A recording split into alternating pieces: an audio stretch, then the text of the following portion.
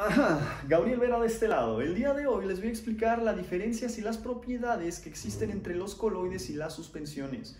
La diferencia principal es que los coloides tienen un tamaño de partícula de la fase dispersa que varía entre los micro y los nanómetros, 10 a la menos 6 y 10 a la menos 9 metros, mientras que las suspensiones tienen un tamaño de partícula de fase dispersa superior a un micrómetro, es decir, 10 a la menos 6 metros. Pero, ¿qué es la fase dispersa y qué es la fase dispersante? La fase dispersa es aquella que se encuentra en menor proporción, mientras que la fase dispersante es la que se encuentra en mayor proporción. Keep it simple.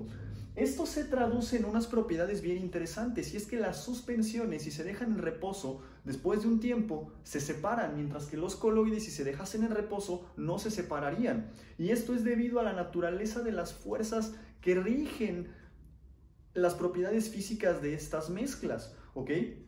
Dado el tamaño de las partículas que componen a un coloide y el tipo de movimiento estocástico que tienen entre ellas, así como la ausencia de fuerzas predominantemente atractivas, es decir, son repulsivas y totalmente estocásticas, esto causa que carezcan de capacidad para asociarse y separarse en sus distintas fases que los componen. En el caso de las suspensiones, dado que las partículas son más grandes, ¿ok?, y tienen una tendencia a atraerse un poco más debido a la naturaleza de las fuerzas que rigen sus propiedades físicas, es por eso que se separan en sus distintas fases en función del tiempo. Este movimiento estocástico fue nombrado como movimiento browniano y descrito por primera vez por el botánico Robert Brown hacia 1827, quien por cierto se encontraba en su laboratorio estudiando plantas y se dio cuenta que las partículas de polvo súper finas que están flotando en el aire no se tocan entre ellas y siempre se mueven de maneras estocásticas, de modo que no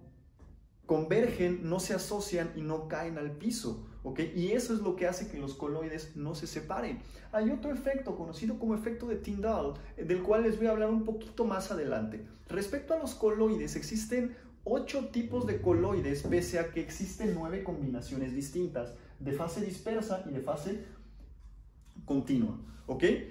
Tenemos 3 estados de agregación, sólido, líquido y gaseoso, que son los más comunes, ¿ok?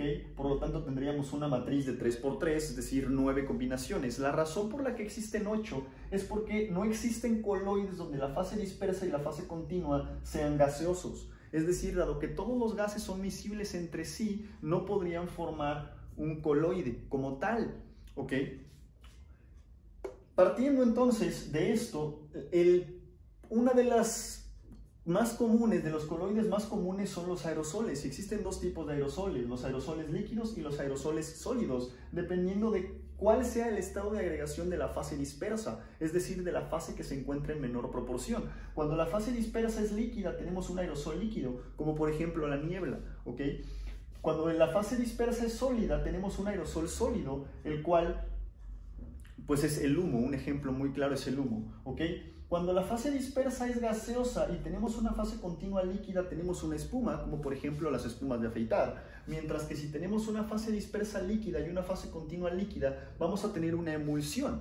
Una emulsión, por ejemplo, la mayonesa o la leche. Una emulsión no es otra cosa más que una especie de coloide, donde la fase dispersa y la fase continua son líquidas. Cuando tenemos una fase dispersa sólida y una fase continua líquida, tenemos un sol, ¿ok? Por ejemplo, la tinta china o algunas tintas. Y de hecho esa es la razón por la cual antiguamente, y de hecho al día de hoy, algunos fabricantes de impresoras no les recomiendan utilizar cartuchos de tinta que no sean de su propia marca. Sí, es cierto, son celosos y son artilugios mercadotécnicos, pero la otra razón, eso es porque el tamaño de las partículas que están dispersos en una tinta de una marca y en otra tinta de otra marca pueden ser distintos y pueden tapar los inyectores de las impresoras. Bueno, hasta ahí con eso.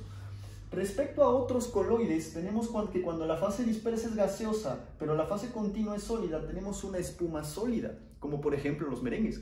Son ricos, ¿no? Cuando tenemos una fase dispersa líquida y una fase continua sólida, tenemos un gel. Y cuando tenemos una fase dispersa sólida y una fase continua sólida, tenemos un sol sólido. Como por ejemplo los rubíes y los zafiros, que no son otra cosa más que alótropos del corindón, que es el óxido de aluminio, ¿ok?, el trióxido de dialuminio, contaminado por ejemplo con cromo para que sea rubíes o con titanio para que sean zafiros. Y estas son las diferencias y los distintos tipos de coloides y las diferencias con las suspensiones. El efecto de Tyndall no es otra cosa más que la manera en la que dispersa la luz cuando entra en un coloide. Si bien la luz dispersa siempre que se encuentra en algún medio, la dispersión, como por ejemplo en el aire o en el agua, es a corta distancia, es prácticamente imperceptible.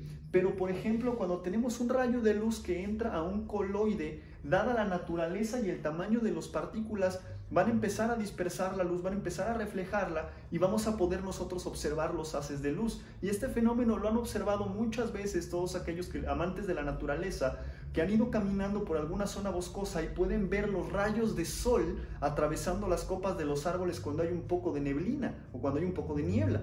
¿Okay? Al final del día la niebla no es otra cosa más que un coloide y cuando la luz pasa a través de ella, la dispersa y por eso podemos nosotros ver los rayos muy bonitos. Sean felices.